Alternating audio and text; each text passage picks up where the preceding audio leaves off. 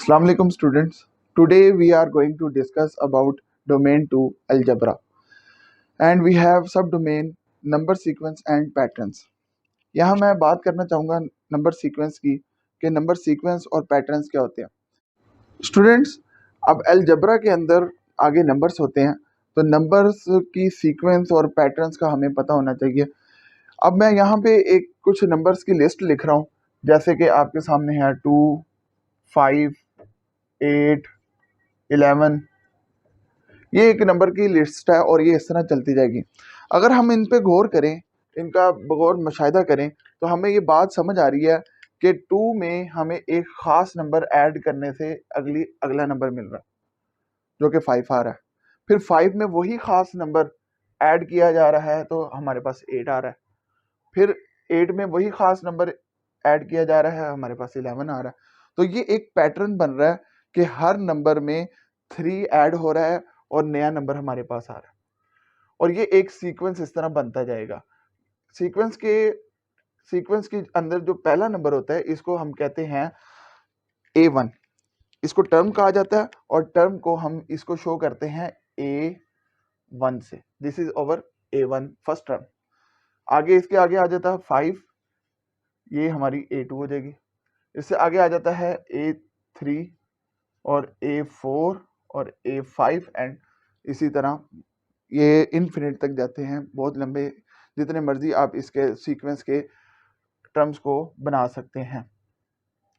अब आपने ये निकालना हो कि हर ये जो इनका वो ख़ास नंबर जो कि ऐड करने से अगला नंबर आ रहा है, वो ख़ास नंबर अगर आपने निकालना हो तो आप इसको इस तरह निकालते हैं कि कोई भी दो कंसेक्टिव नंबर्स ले लें, दो कंसेक्टिव टर्म्स ले लें। यानी इसके साथ ये 2 के साथ 5 आ रहा है तो 5 और 2 इन दोनों को आप पकड़ें और इनको आपस में सब्ट्रैक्ट कर दें। 5 माइनस 2 तो आपके पास वो ख़ास नंबर आ जाएगा।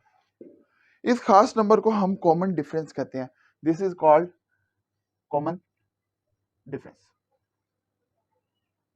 और इसको हम रिप्रेजेंट करते हैं बाय लेटर डी। डी से इसको रिप्रेजेंट करेंगे। अब जो हमारे पास ये सीक्वेंस यहाँ पे बना हुआ है इसका कॉमन डिफरेंस 3 है।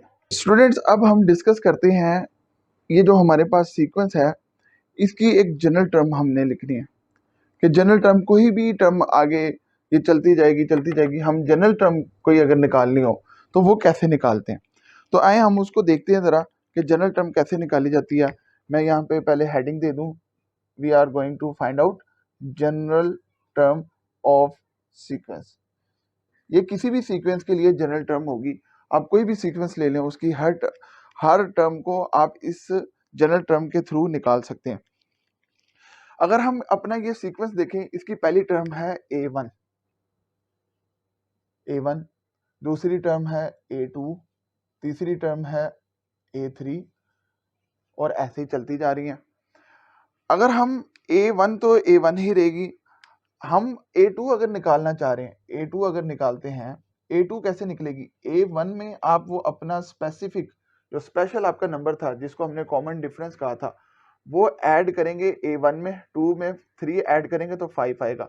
तो हम A2 निकालेंगे, A1 में D ऐड करेंगे, दिस कॉमन डिफरेंस। जब ये ऐड होगा तो हमारे पास ये आएगा A2, हमारे पास A2 आ जाएगा। A2 में हम फिर ऐड करेंगे 2 टाइम्स D ऐड करेंगे तो फिर हमारे पास A3 आएगा। और फिर हम A4 में अगर हमने A4 निकालना है, हमारे पास A4 अगर निकालने हमें जरूरत पड़े A4 निकालने की, वो कैसे निकलेगा? A4 निकलेगा जब हम A1 में 3 टाइम्स कॉमन डिफरेंस को ऐड करेंगे। 3 टाइम्स कॉमन डिफरेंस को ऐड करेंगे तो हमारे पास फोर्थ टर्म आएगी। हम इसको आगे मजीद अगर फर्दर लेके चलें तो हमें ये बात पता चल रही है कि हम यहाँ 2 लिखा हुआ है ना, तो A1 प्लस D के साथ हमें 2 माइनस 1 किया जाए तो ये हमारे पास D आता है। 2 माइनस 1, ये 2 आगे माइनस 1 करेंगे तो हमारे पास 1D आएगा। फिर यहाँ अगर 3 लिखा हुआ है तो हमें ये बात पता चल रही है कि A1 में 3 माइनस 1 टाइम्स डी किया जाए तो हमारे पास 2d आ जाएगा। ये 2d, ये वाला 3 कहाँ से आया, इस टर्म का नाम था 3, दिस इज 3 माइनस 1, तो ये 2d बन जाएगा। अब अगर 4 निकालना है तो ये हमें बात पता लग रही है कि a1 3 को हम लिख सकते हैं 4 माइनस 1 इंटू डी। इसका मतलब ये हुआ कि अगर हमने अपनी जनरल टर्म निकालनी है जो कि ये यहाँ पे है, जनरल टर्म इससे ये बात बनती है, उसको हम ए एन लिखते हैं। A n is must be equal to, अगर इस पैटर्न को देखते हुए हम चलें तो हमारे पास जो जनरल टर्म बनेगी वो बनेगी a1, उसके बाद यहाँ n है, जैसे यहाँ 2 होता है तो यहाँ 2 माइनस 1 लिखते हैं, तो यहाँ अगर n है तो हम यहाँ पे लिखेंगे n minus 1 multiply by D. This is your general term.